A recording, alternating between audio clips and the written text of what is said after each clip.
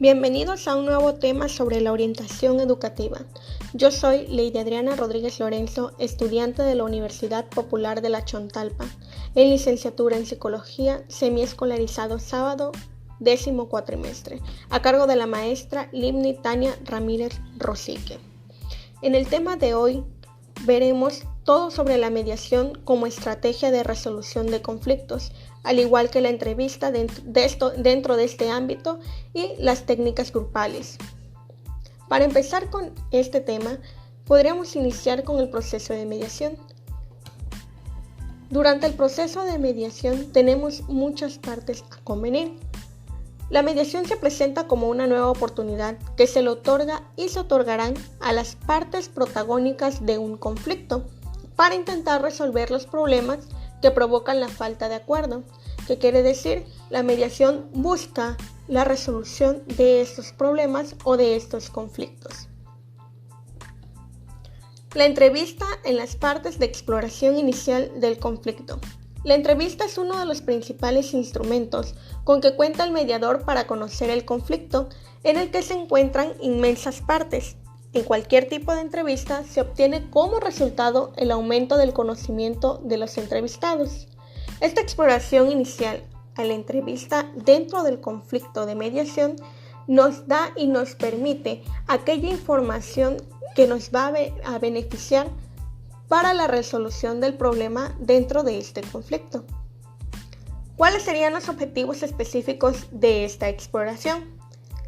1. Recabar información inicial sobre la naturaleza y la cultura de la organización, conocer sus principios, sus valores, sus objetivos, situación contextual y estructural. 2. Averiguar los intereses y necesidades de las partes, sus posiciones y opiniones, su percepción de poder y la valoración de esta realizan de la situación conflictiva. 3. Explorar en alguna medida la historia y trayectoria de situaciones conflictivas anteriores y conocer las fases que han determinado el conflicto actual. 4. Explorar el área relacional de las partes del conflicto y es posible ajustar a una situación de solución mediada de los intereses que provocan el problema. 5. Aportar información sobre los beneficios de llegar a una solución inmediata. 6. Motivar y alentar a las partes en la confianza en el proceso de mediación, informarles de la no necesidad de llegar a acuerdos no deseados y animarles a que continúen el proceso hasta el final. En general, hay 3 tipos de información vitales que debemos de tener presentes para esta mediación. La primera sería la organización, la segunda sería las partes y la tercera sería el conflicto. Como método general, obviamente la organización se tiene que construir y, claro, investigar antes de tiempo para que ésta lleve a cabo y sea favorable a una resolución del problema. Investigar e indagar las partes también sería otro tipo de opción. Investigar y conocer el conflicto nos da la beneficación para poder dar resolución a este problema.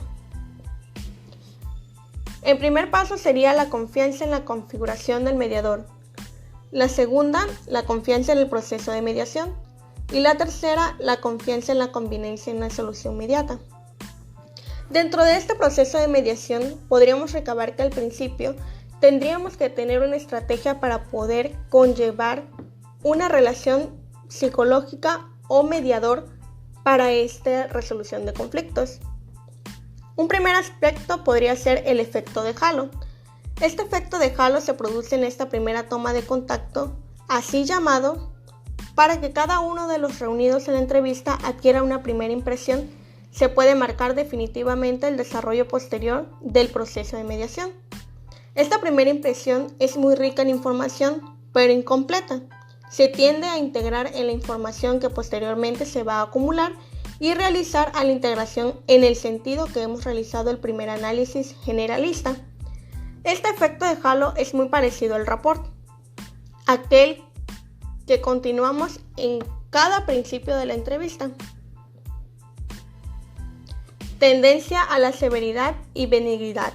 Los seres humanos tenemos una tendencia natural a facilitar e inhibir nuestra conducta según nos concentremos en presencia de otras personas, que suponemos pertenecen en el grupo, o sea, propio grupo natural, o exogrupo, que sería un grupo diferente al natural o amenazante, respectivamente.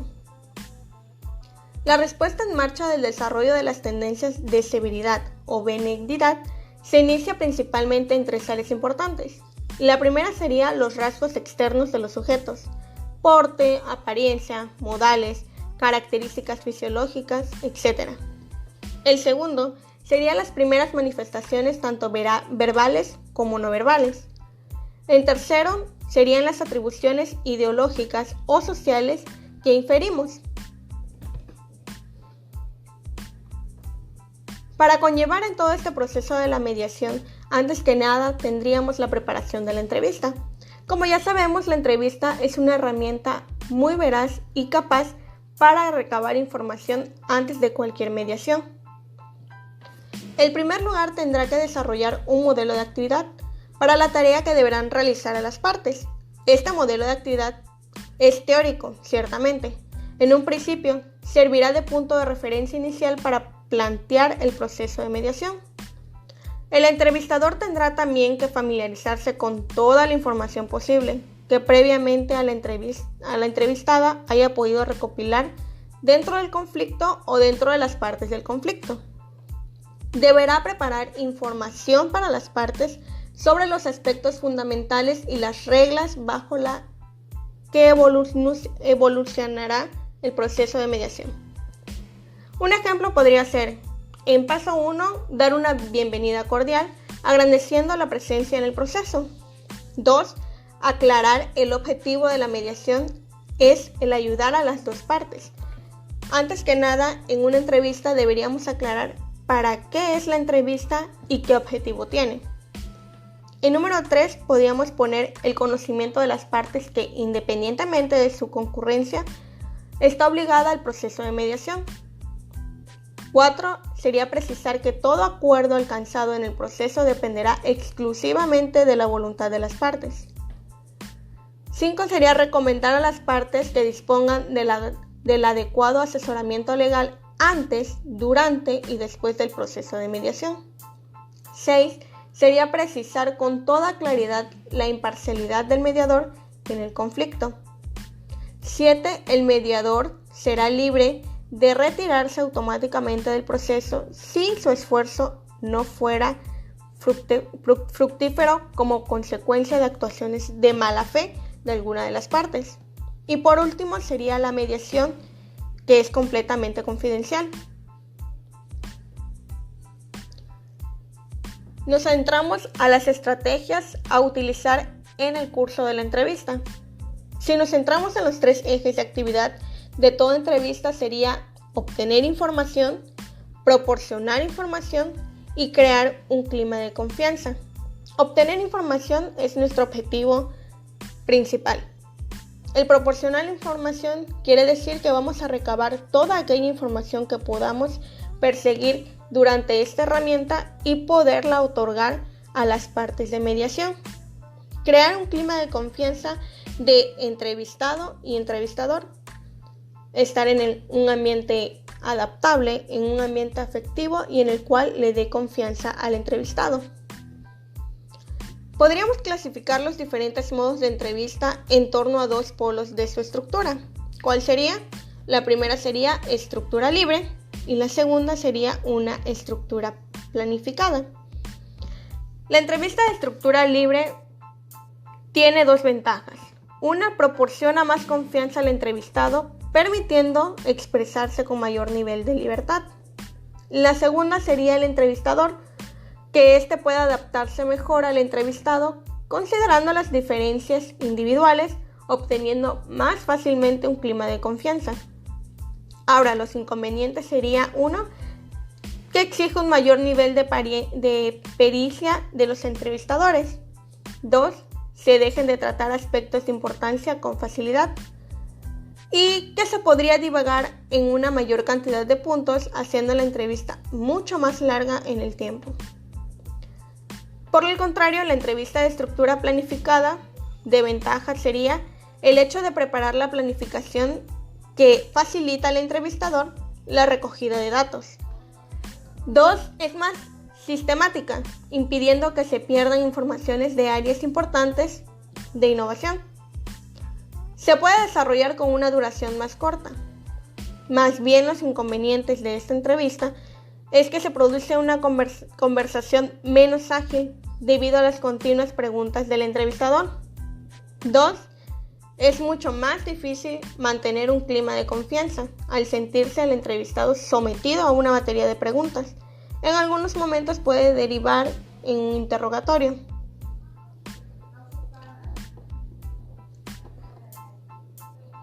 Estilo de las preguntas.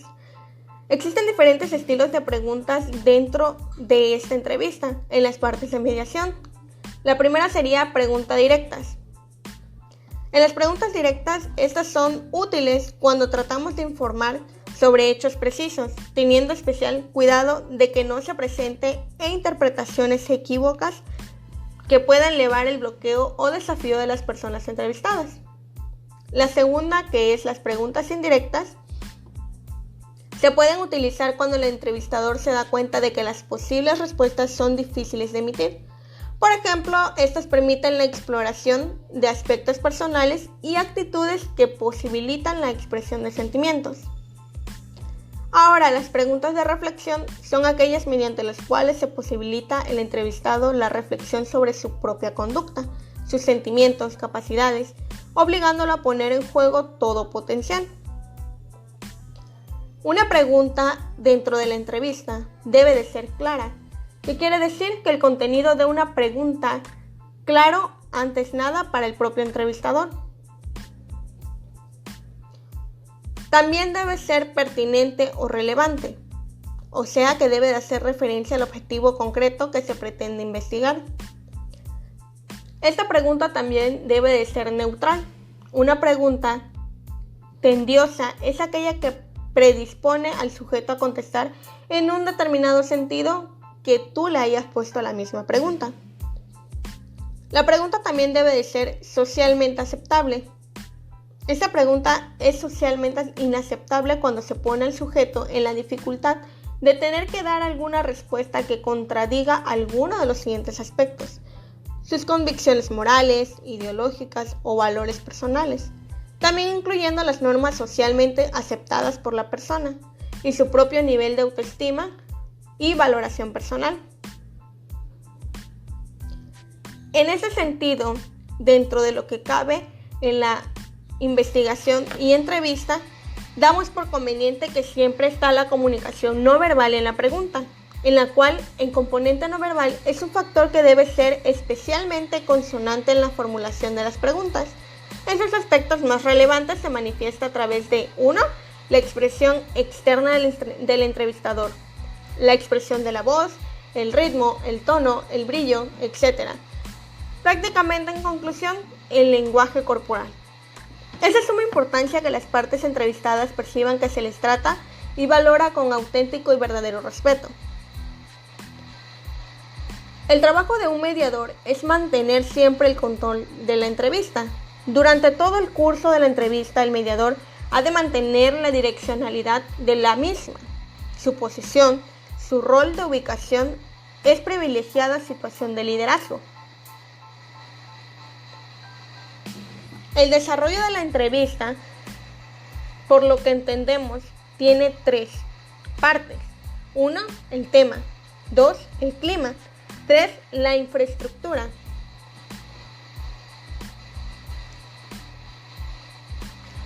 Entramos al cierre de la entrevista. ¿Qué es el cierre de la entrevista?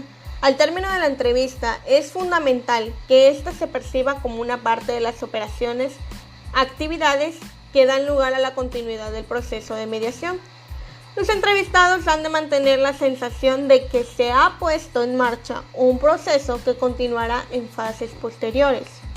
Al crear el clima del cierre al finalizar la entrevista es necesario proporcionar la retroalimentación informativa necesaria como para que los entrevistados mantengan la idea de que se ha tratado todos los puntos importantes.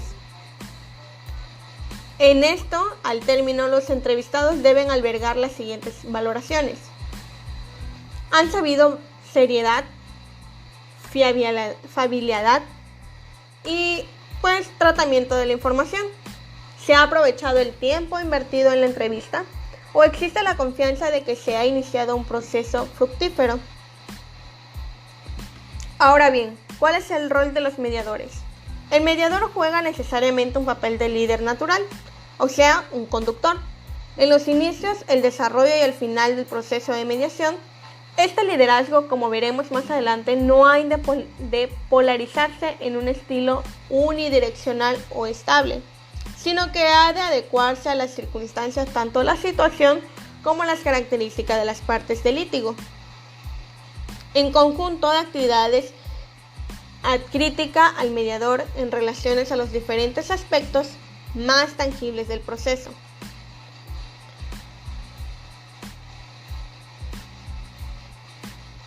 La naturaleza de la organización son los factores contextuales y estructurales que componen a todas las organizaciones, les proporciona un equilibrio que se le manifiesta doblemente, una entre las componentes del sistema organizacional y otra entre la organización y su entorno. Características del problema dentro de la mediación.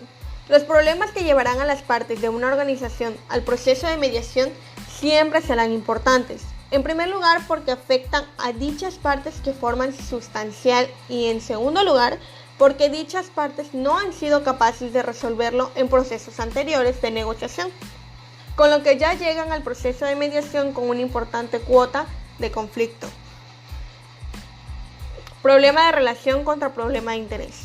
Circunstanciales pueden producirse en los mayores frenos. Para la elaboración de soluciones de litigio, mínimos niveles de acercamiento y colaboración, aunque materialmente el problema sea solucionable. La capacidad y la voluntad de las partes es la naturaleza de las personas que constituyen o representan a las partes en la mediación. Es uno de los factores más relevantes en los resultados del proceso. Se puede incidir en muchos aspectos que las características de las personas para la actividad negociadora, o sea, el lugar del control, propensión al riesgo, tendencia maquiavelismo o tendencia a la ansiedad, etc.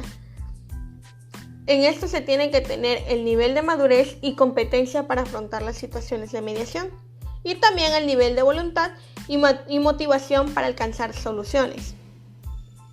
Entramos al desarrollo de este tema, donde sería el proceso de la mediación. El proceso de la mediación consta de 9 etapas. La primera sería la preparación. La preparación es el diseñar el proceso. El objetivo de la mediación es una de las primeras preguntas que debemos realizarnos. En sí, a las partes tienen como objetivo la mediación llegar o no a un acuerdo. Esta es una pregunta clave para todo interveniente en el proceso, el mediador y las partes. Lo primero, por tanto, que ha de tener presente el mediador es que en una parte activa, no interesada, en el conflicto que mantienen las partes. Es la relación, el conflicto del mediador en puro invitado en el proceso de mediación. Por proceso podemos entender dos conceptos diferentes. Uno es un conjunto de acciones acumuladas para lograr un objetivo. 2. La naturaleza, los medios y los métodos de esas acciones. Debemos centrarnos principalmente en esta última conceptualización del proceso, ya que esta va más variada al aspecto que veremos ahorita. Partiendo de que en todo proceso de mediación hay dos elementos principales que son los problemas objetivos de conflicto por un lado, las responsabilidades principales del mediador se establecen en torno a estos dos aspectos. Una, las relaciones, cómo se comunican los protagonistas, cómo se expresan, cómo abordan los problemas y cómo se tratan entre ellos. 2. El problema, cómo se presentan nuevas ideas y cómo se elaboran propuestas, cómo llegan a un acuerdo. La etapa 2 se refiere alrededor de la mesa, reunir a las partes en conflicto. Una vez que el objetivo y el proceso de mediación están claros para el mediador, ha llegado el momento de este paso. Será esta última modalidad la más frecuente en los procesos de mediación organizacional a los que vamos a enfrentarnos. Para ello siempre proporcionaremos una primera reunión individual con cada una de las partes que constituirá la llamada entrevista de mediación. En ella indagaremos sobre la naturaleza del conflicto, la cultura organizacional de las partes, los niveles de competencias de las partes para resolver el conflicto y la motivación y los deseos de llegar a un acuerdo. Como tercera etapa tenemos la intervención del mediador. Aquí es donde hacemos más énfasis a este aspecto. Las palabras de presentación del mediador en la primera reunión son sumamente importantes. Como ya lo habíamos visto, el efecto de halo. El mediador debe hablar durante unos 3 minutos explicando los aspectos básicos del proceso. Es conveniente recordar lo más claramente posible las reglas por las que se seguirá el proceso de mediación. El mediador deberá dejar claro que la mediación es propiedad de las partes de conflicto y que en ningún caso se impondrá ninguna regla relacionada con los temas de litigio o con la obligatoria de llegar a algún tipo de acuerdo. Etapa 4. El desahogo es ayudar a las partes a comunicarse. ¿Qué partes se escuchen con atención? Existen barreras en el proceso de comunicación que de manera natural dificultan la que podríamos denominar como escucha activa. Entre estas podemos citar las distorsiones en la fuente emisora, las sobrecargas de información emitida, las alteraciones de la secuencia de información y las reacciones emocionales. Hablar con claridad y determinación, dada la frecuencia de tensión que se produce entre las partes del conflicto. La etapa 5 es el caos al orden. Este es establecer el clima más adaptable para esta mediación. A partir de esta etapa, la razón y el sentido común deben empezar a dominar las emociones.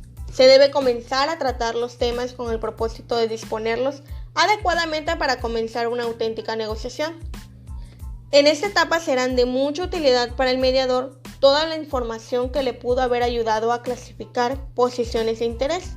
¿Qué nos quiere decir esto? Toda aquella información que el mediador tuvo que tener antes de este proceso de mediación.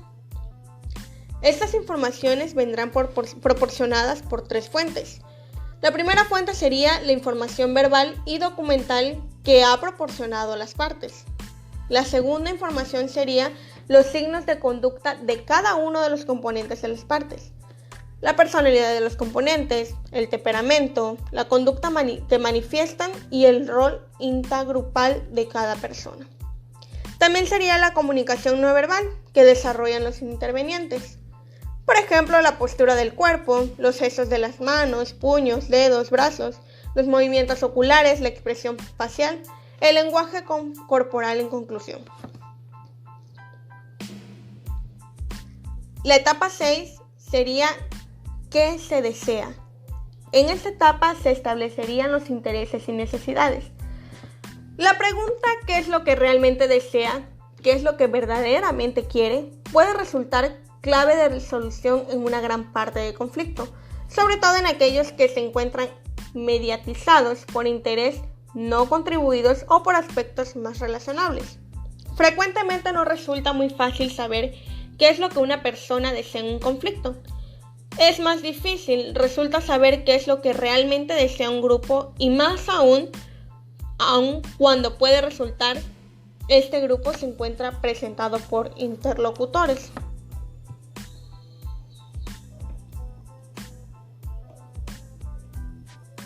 En la etapa 7 sería derribar barreras.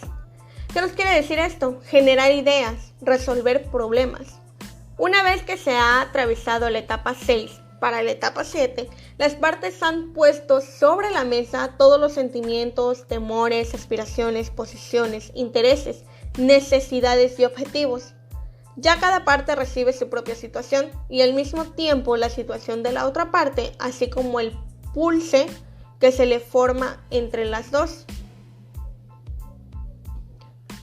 Ha llegado el momento de producir las ideas que lleven a solucionar acuerdos. El papel del mediador en este momento debe centrarse solamente en el proceso, con una actividad más centrada en la relación o en la tarea, según el tipo de liderazgo que haya decidido adoptar. El papel de las partes ha de ser el trabajar en la creación de ideas nuevas que airen el conflicto y les permita un enfoque de solución. Han encontrado respuestas válidas. En la etapa 8 es poner en práctica las ideas. ¿Qué quiere decir esto? Elaborar propuestas.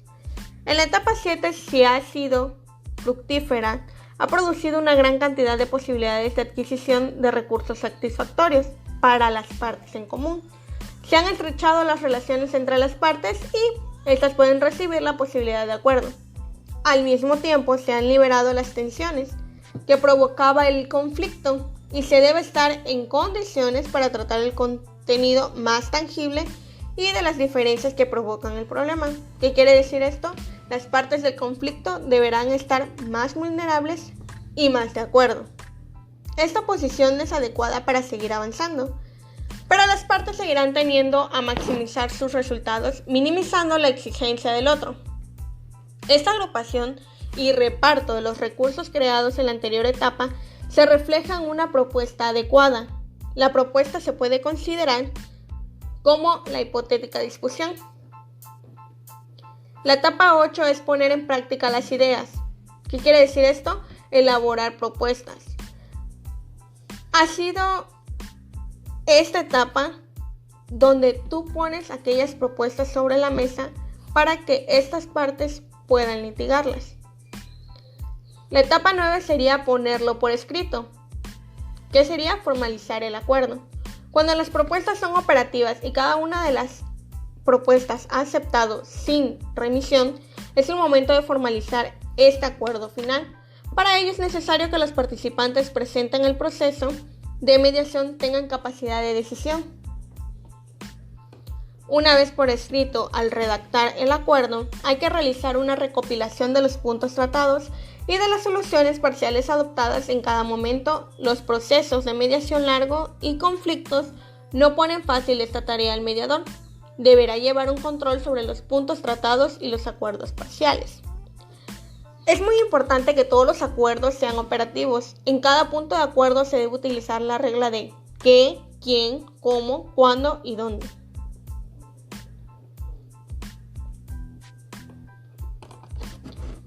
Dentro de este tipo de mediación está la entrevista, como ya lo hemos mencionado. Y también estas prácticas se dan muy colectivamente en las técnicas grupales de trabajo. Entramos a lo que son técnicas grupales para dinamizar el aprendizaje. Esto sería dentro del aula. Unos ejemplos podríamos tener como las dramatizaciones.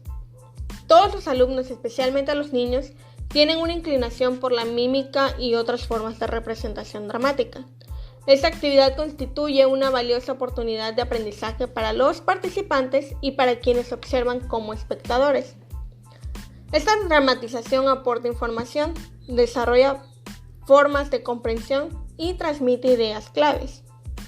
Otro sería el sociodrama. Es una dramatización relativamente espontánea, con relación a algún problema o cuestión significativa del curso o material educativo que se ha tratado. Puede usarse como mímica o también puede haber algún pequeño libreto modificable en la actuación de esta misma. El sociodrama concede mayor importancia a las relaciones sociales o interpersonales que se presenten. Otro ejemplo sería el juego o desempeño de roles. El juego o desempeño de roles consiste en representar de modo espontáneo una situación de la vida real en forma improvisada. Los participantes asumen el rol de los personajes que presentan sin necesidad de actuación o desplazamiento. Se sientan en sus sillas o carpetas frente a los demás y hablan o se comportan como si fueran el personaje que van a presentar. La simulación, esta consiste en que todo el alumno de la clase participa en la representación de algún papel. Todos pueden, por ejemplo, volverse trabajadores, reunidos en su local sindical. La importancia de la simulación radica en que compromete la participación de todos los presentes en la representación, Ese sería un análisis y discusión de algún hecho tomado en la vida real. Otro tipo de ejemplo sería el torbellino de ideas. El torbellino de ideas es una técnica que busca promover ideas, que también se le llama como lluvia de ideas 26, y tiene como propósito lograr la mayor producción de ideas sin restricciones ni limitaciones de ningún tipo. También está, por ende, el disco de foro. Esta es una técnica que consiste en la discusión plenaria o en pequeños grupos luego de escuchar una grabación o disco con finalidad de analizar el mensaje que se transmite. Bueno, eso sería por hoy el tema dentro de la orientación educativa. Como ya vimos, todo aquello que es mediador es dentro de para capacitación del personal del aula o son estrategias más favorables para un mediador.